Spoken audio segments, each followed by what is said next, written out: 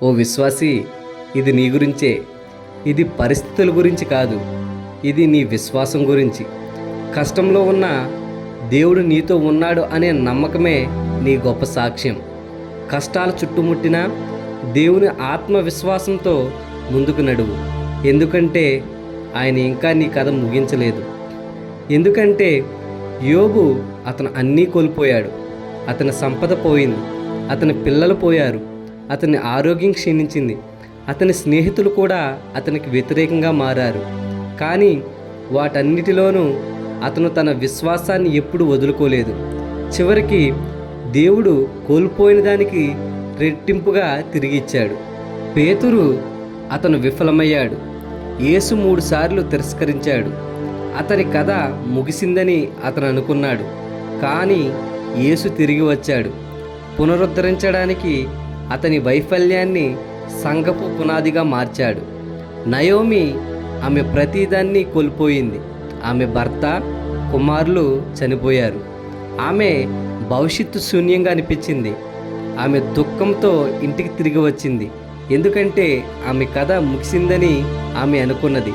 కానీ దేవుడు ఆమె కథను ఊహించలేని విధంగా యేసుకు దారితీసే వారసత్వాన్ని పుట్టించడానికి ఆరంభంగా మార్చాడు. యోబు నష్టాల్లో మునిగిపోయాడు. పేతురు సిగ్గుతో మునిగిపోయాడు. నయోమి దుఃఖంలో మునిగిపోయింది. వాళ్ళందరూ అయిపోయిందనుకున్నారు. కానీ దేవుడు వారిని విడిచిపెట్టలేదు. వారి కథలు మార్చాడు. వారి జీవితాలను పునరుద్ధరించిన దేవుడు, అదే దేవుడు ఈరోజు మీ జీవితాన్ని పునరుద్ధరించగల సమర్థుడు. ముందు వెళ్ళే మార్గం మీకు కనపడకపోవచ్చు.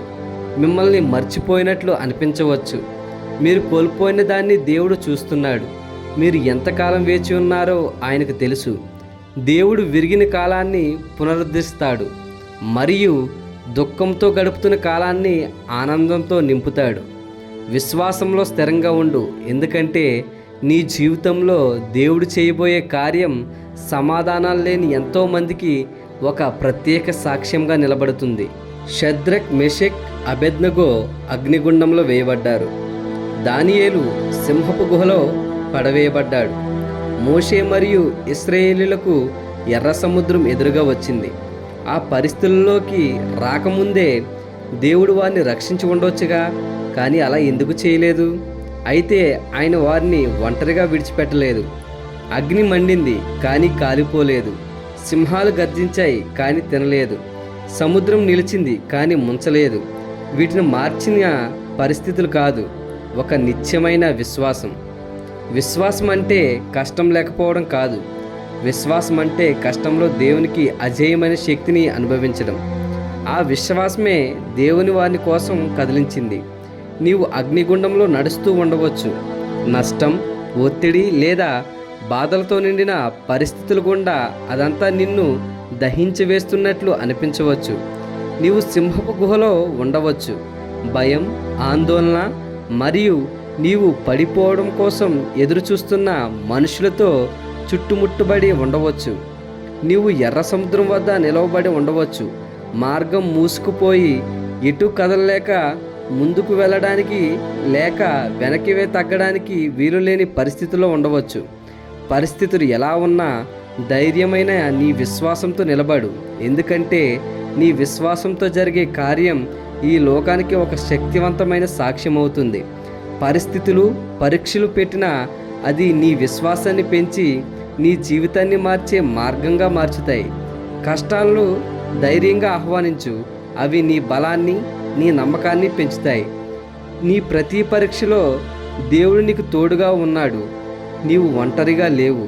ఒకరోజు ఎలీషా ఎటువంటి పేరు లేని సాధారణ వ్యక్తి. మరుసటి రోజు అతనే అద్భుతాలు చేసే శక్తివంతమైన ప్రవక్త అయ్యాడు. ఒకరోజు ఎస్తేరు తల్లిదండ్రులు లేని యవ్వన స్త్రీ.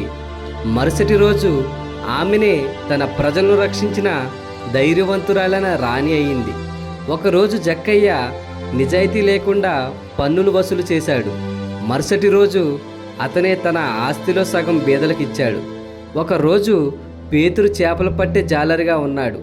మరుసటి రోజు అతనే మనుషులను పట్టే జాలరి అయ్యాడు. ఒకరోజు సౌలు క్రైస్తవుని హింసించిన వాడిగా ఉన్నాడు. మరుసటి రోజు పౌలుగా మారిన క్రైస్తవుడయ్యాడు. ఒకరోజు పరిస్థితుల ఆధారంగా మీ జీవితాన్ని, వ్యక్తిత్వాన్ని నిర్ధారించుకోవద్దు.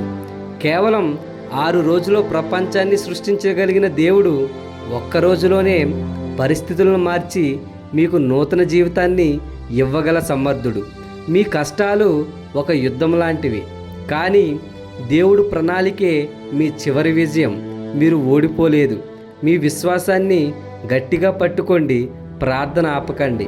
మీ అద్భుతం ఇంకా ఆలస్యం కాలేదు. ధైర్యంగా ఉండండి. మీ జీవితం శాశ్వతంగా మార్చబడుతుంది.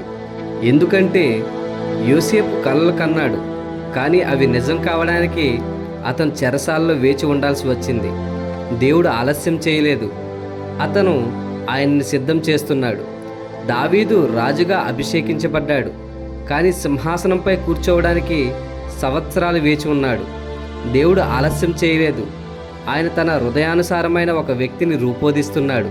హన్న ఏడుస్తూ బిడ్డ కోసం ప్రార్థించి ఎదురు చూసింది, కానీ ఆమె చుట్టూ ఉన్నవాళ్ళు ఆమె బాధను ఎగతాళి చేశారు. దేవుడు ఆలస్యం చేయలేదు. ఆయన సరైన సమయానికి ఉత్తమమైన దాన్ని సిద్ధం చేస్తున్నాడు. మీ జీవితంలో చాలా కాలం వేచి చూస్తూ ఉన్నారేమో, కానీ దేవుని ప్రణాళిక ఎప్పుడూ ఆలస్యం కాదు. మీరు ఊహించిన దానికంటే గొప్పదాన్ని ఆయన సిద్ధం చేస్తున్నాడు. అది జరిగినప్పుడు మీ పోరాటం కంటే మీ సాక్ష్యం గట్టిగా మాట్లాడుతుంది. విశ్వాసం కోల్పోవద్దు. ఎందుకంటే నోవాహు ఓడ కట్టాడు వర్షం గురించి తెలియకముందే. అబ్రహాము తన ఇంటిని విడిచి వెళ్ళాడు, ఎక్కడికి వెళ్ళాలో తెలియకుండానే. మోషే తన కర్రను పైకి చాచాడు, వెనుక శత్రుసేన, ముందు సముద్రం ఉన్నప్పటికీ. పేతురు దోణి దిగి నీటిపై నడిచాడు, పొంగి పొర్లే తుఫాను మధ్య. మరియా నీ మాట చొప్పున నాకు జరుగునుగాక అని అన్నది. అది ఎలా జరుగుతుందో తెలియకుండానే. విశ్వాసం ఎప్పుడు అది ఎలా సాధ్యమని అడగదు.